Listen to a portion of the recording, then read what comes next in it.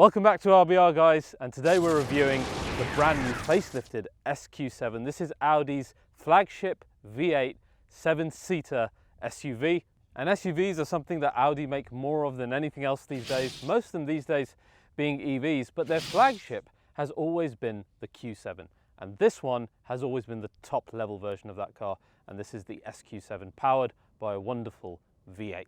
Conceptualized first back in 2003 as the Audi Pikes Peak Quattro concept car, and then we saw the first ever Q7 in 2005. It's always been a car about its intimidating size, its luxury, and then later the performance that it would have on offer. This current gen is no different and comes at an interesting time when interest in EVs is waning and people are looking back to combustion and hybrid cars.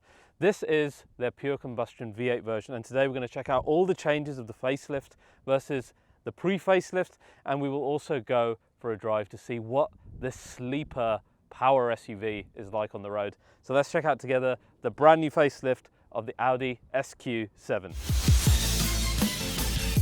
So guys, today's episode of RBR is once again sponsored by 70mi and their latest dash cam, the T800. This is the world's first 3-channel dash cam with 4K front and rear recording and even an internal feed into the interior, delivering all-round protection from every angle, whether you're driving or whether you're parked. And this is what makes this dash cam stand out. First of all, our front and rear sensors are both 4K and HDR using Sony's latest Starvis 2 sensor, so you can easily read number plates and spot sharp details whether it's day or night. And then thanks to the 3-channel recording, you will get footage of either the front or the rear or the interior, which is great for rideshare drivers like Uber, etc. And of course great for any accidents or incidents that might happen both inside and outside the car. And let's say it is in the dark. Thanks to 70mi's Night Owl Vision and My Color, your footage stays bright and clear even in the dark, and the inside camera even uses infrared for those nighttime situations. And the T800 has 4G enabled smart parking mode, so if you're worried if your car is parked in some dubious place, it has AI motion detection, so if any bumps or anything suspicious happens, it will send you an alert, and then you can check the cameras from your app from far away anyway. Now, one thing that sometimes happens with these dash cams is draining your battery, and 70mi have come up with a solution. This is their budget-friendly external battery pack that powers your dash cam even during the parking mode. It's easy to install, simple to use, and gives you real peace of mind on the road or off. So check the link in the description below for an exclusive discount on 70mi's 4K T800. A huge thanks to them for once again supporting and believing in RBR, and for you guys for supporting our regular sponsors. Now let's get back to the car. So guys, just like all other new Audis, the SQ7 and the Q7 have been updated in terms of design and in terms of the technology available. In terms of models available, it starts with the 45 TDI, we have the 50 TFSI, and finally the 55 TDI. Wherever you get, you end up with a 48-volt architecture system and a mild hybrid system powering that. But forget all the boring stuff. Let's talk about this SQ7 because it's fitted with a wonderful power plant. In fact, one of the best V8s in the world, shared across VAR Group in other more exciting cars as well, including Audi's own Urus Q8. And this one doesn't lose that much power considering. We've still got 507 PS, a decent amount of torque, and a great sprint to 60 considering the size of this car. We will go for a drive in a minute and check that out. And it sounds really quite good as well.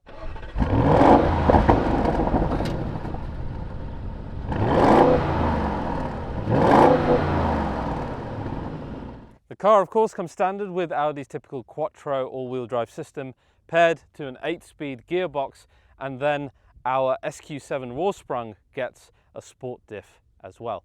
And the top Vorsprung also gets a sport air suspension system where you can choose the height of the vehicle and have a lift system as well. The car also has 5-degree rear axle steering and finally electronic anti-roll stabilisation, which is so important for a big car like this that's trying to go faster. UK prices start at 97k and go up to 117 for the Vorsprung edition. Design has been quite a big upgrade in this particular car. If we compare it to the pre-facelift, you can see the massive changes that we have, particularly on the front end. The headlights have raised, they're a slightly different, slimmer shape. The grille, much more RS looking now with the hexagonal pattern, and the air intakes on the side taking the form that you'll find on most new S model Audis with the larger blocks. We'll take a look around this in a second, but generally that first impression, particularly of that front end, much more aggressive in the standard S model, which is nice for SQ7 because SQ7 is the top model that you get in this lineup. I think this is a really good looking front end, a big change versus the previous one as I showed you.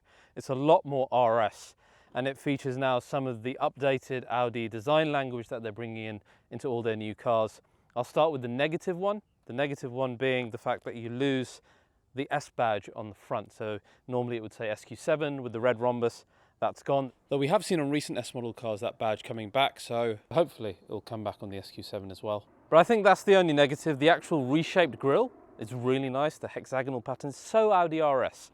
Then you've got the new Audi 2D style of corporate identity here, which is quite nice. Like all the new Audis, it's in a grey colour. It's a bit protruding. It's not quite flat like some of the early cars had, and it's nice. I like that. The new lights, really nicely shaped, sit higher, give this a bit more of a battering ram look like you want it to have. The lights have seen the update that you've seen on all the new Audis as well, where you can choose the digital light signature of the daytime running lights. They look really quite good coming on at night, both on the front of the car and on the rear, and you simply choose them from the MMI system to your own liking. And the air intakes at the bottom, these are really nice. Again, with the SQ7, we've got the black element here, which looks good. It makes it look larger, and you'll see this block again come across this kind of L shape in more S models going forward as well. Redone lower diffuser, all of that looks great. And then I think when you look from that 3/4 on the side at the whole car, to me it's always looked not as intimidating in a bad way like the X7 and the GLS do, which just look too big all the time. This has got a bit more of a RSQ8 type look going on for it, which is a good thing. The side is pretty much identical, and then finally the rear, again, Audi new rings, the new fonts that they're using as well, with the S rhomboid sitting a bit far away. All of this, of course, change takes getting used to. The new OLED lights on the back, which look great, and then a redone sport diffuser, again, a bit more aggressive than it was in the past, a bit more RS looking, and there's wonderful pipes that make some nice noise. These wheels are quite interesting. They're quite sporty actually for a big old 7-seat possible SUV. I say possible because actually the interior of this car doesn't have the 7-seat option. This is just the 5-seat version of the SQ7. Apologies for the mess, we're filming a lot of cars today. But I assume that they've done this to make this car a little bit more dynamic because it's a press drive. Maybe I'm assuming things, I don't know. But of course you can get the 7 seats in here. But in order to show you the 7 seats and the rest of the interior, I've actually got an identical car in the UK. So let's head back there and check that out. Ooh. Wow, 30 degrees to 0 degrees. This, kids, is why all the manufacturers choose Spain for press trips. I need a jacket. That'll do. So guys, luckily we have an identical looking chili red SQ7 here.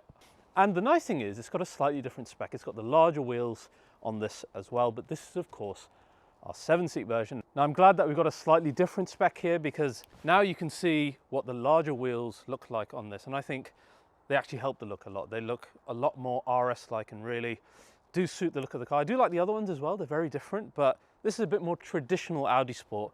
So I do appreciate that. And I'm happy to report that actually driving with these wheels on UK roads has had basically no negative effect in terms of the ride comfort, which is great. This is the black edition. So it kind of sits in the middle in terms of UK pricing. This one is spec'd up to 99, and still for a big V8 7-seat SUV, this is pretty good value, probably because it's still just a pure combustion car. So the tech underneath means they don't have to charge you that much. Will this continue? I think the next one will probably be a hybrid. We've already seen spy shots, in fact, of the next Q7 looking very, very different, like almost like a battering ram of an Audi sport car. And in fact, we've also seen what is the future SQ7. Will it still be a V8? Will it end up being a V6 hybrid? There's no information, but it's definitely out there testing with its quad pipes. The design of that one as well, a lot of you say very Korean inspired, and I can see where you're coming from. And I think they've done it to probably differentiate from a sleeker Q8 and their coupes. I think it works because it then goes head to head with things like BMW's crazy XM or the X7, the GLS, etc., which are much bulkier looking cars. Whereas Q7 has always sat kind of a stage under those. And to battle those genuine large third row rivals, Audi are now cooking up an Audi Q9, which is even bigger than the Q7, which will have a genuine third row, and that's been seen tested recently. So as far as this Q7 goes, it's never tried to be on the same level as the X7 or the GLS, including in pricing, but it still maintains a pretty good third row in comparison. Let's check it out.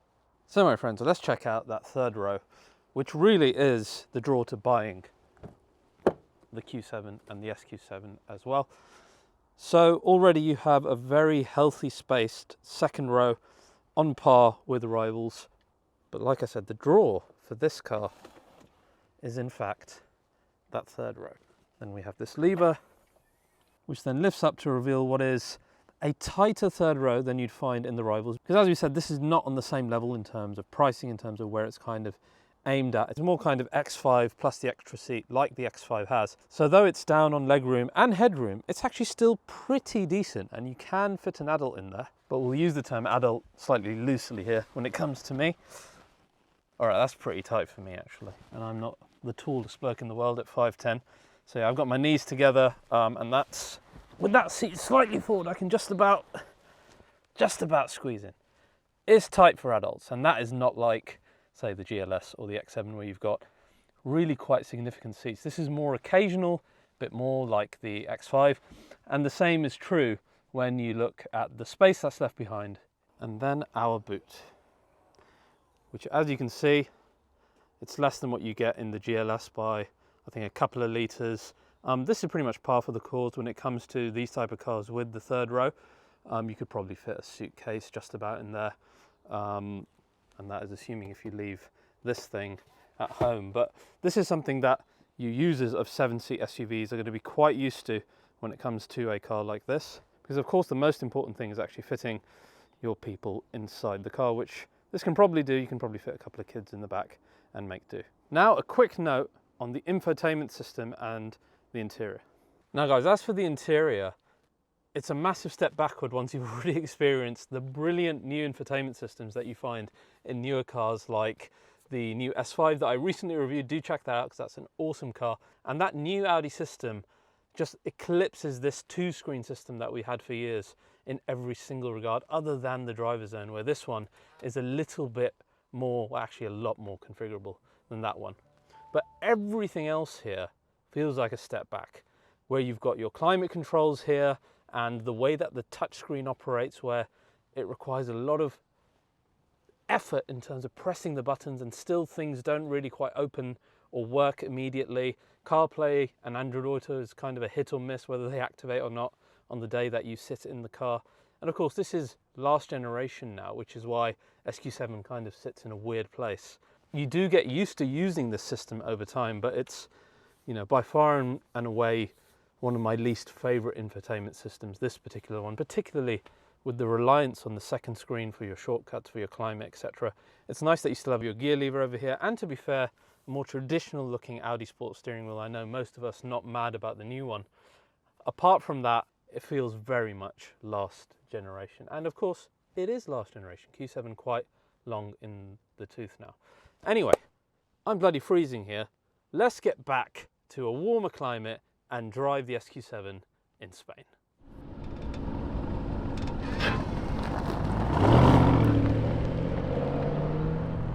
So guys, I'm in S dynamic mode here, and this car and this engine is just still one of the best sounding engines that you'll ever come across in terms of a V8 in the world. It just rumbles and bumbles and gargles, and this isn't even an RS car, you know?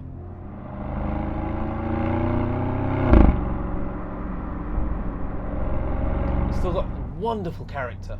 Pile on some speed, the sound gets better. The engine is so responsive. It's a very, very quick to respond engine, particularly in dynamic mode. The slightest tap of the pedal, you get immediate engine response. The gearbox, it's a torque converter in a non-full RS car. It's okay, but it's by no means slow to the point that you're dissuaded from using it. And for this ilk of car, where most of the time you're going to be doing daily activities and every now and then you have a blast around some more interesting roads, it makes sense. And that's what I like about this car. It is very much the ultimate SUV sleeper in that nobody really expects that much of a large Q7 in terms of dynamism. The steering and the handling is actually quite surprising for a car of this size as well. Of course, we've got our active roll stabilisation, but it doesn't feel quite as numb or threatening as you think it would given the size of the car. It actually turns in pretty nicely, stays pretty flat as well. And all of that is thanks to this active roll stabilisation that we have here. So it's these type of roads then where the rear wheel steer really helps reduce the size of the car.